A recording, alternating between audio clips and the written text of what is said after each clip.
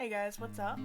Today is Monday. Welcome back to DailyMaleFTM. This week we're covering binding, which can be a difficult thing to explain because there are different ways of binding, and binding isn't something that's always accessible or realistic for everyone. Sorry about that, having some computer issues. So, one of the most common ways to bind is to buy a binder online. Taking the measurements I've found is kind of difficult, but there are places where you can measure it with previous sizes that you know, that kind of thing. Just as well, there are other methods of binding which aren't as safe as buying a binder and that I really wouldn't recommend, but they do exist. So I'm going to talk about all that today. Alright, so first let's tackle commercial binders. Some of the most common brands that I know of are Underworks, GC2B, and there are some different Asian ones, such as Les Lovebird. I think they're based in an Asian part of the world, and there's another one that I can't remember the name of. I have experience with, I think, Underworks, because I got my first binder as a hand-me-down from a friend, and GC2B, which is kind of a new set of, like a new brand of binders, but as I've heard, really good. Okay, let's start with prices. Underworks binders are about $30 without shipping. That's for the tank binder and the tri-top. GC2B, $34 for the half tank sort of, and $38 for the whole tank. And I think some of the what are supposed to be better compression binders on Les Loveboat can go for up to $60. Now these are really unreachable for some people, but there are other ways you can get binders. For example, there are different kinds of programs, and there are binder giveaways. So that's always something that's accessible to people, even though they can take a while and you might not always get the right fit, but it's still there. Personally, from what I've experienced, GC2B is a lot more comfortable than Underworks. They just take their measurements differently, so you really want to make sure you're taking their kind of measurement before you order their binder, because it's like a hassle to return it and all that kind of stuff.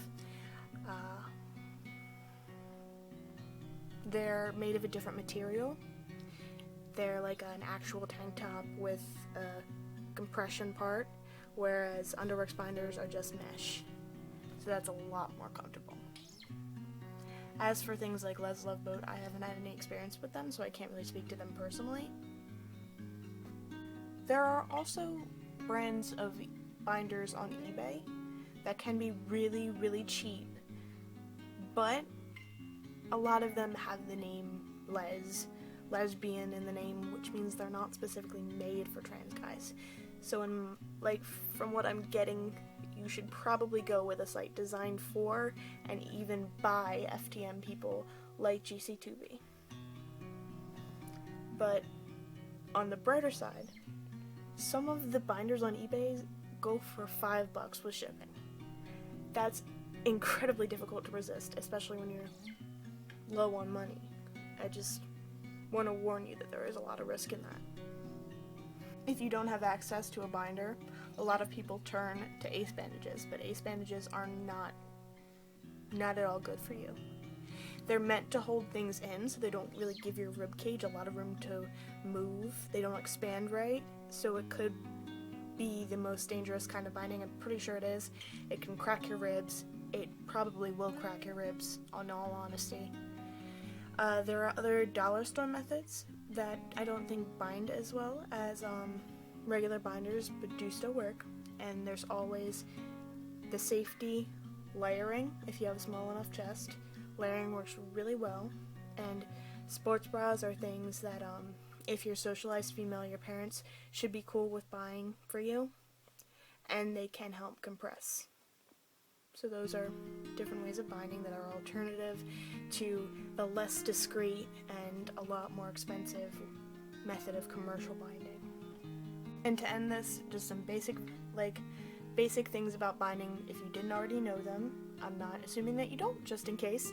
You shouldn't wear your binder for more than 8 hours, I think is the common, but when I first started binding, I learned 8 to 12, I would not go beyond it. I know I do, which is really bad because I get a lot of rib pains, but it's not good. You can wind up with severe bruising. Don't sleep in your binder. That's really bad. My friend woke up with a purple rib cage one day. There are different ways to position your chest for different sized people sometimes, so you might want to look up YouTube tutorials.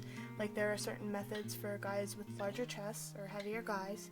And another tip, if you own a mesh binder like from Underworks, is to wear like a cotton undershirt with it, because it gives the binder more grip and it stops it from sliding up as much in my experience, and it's also a lot more comfortable.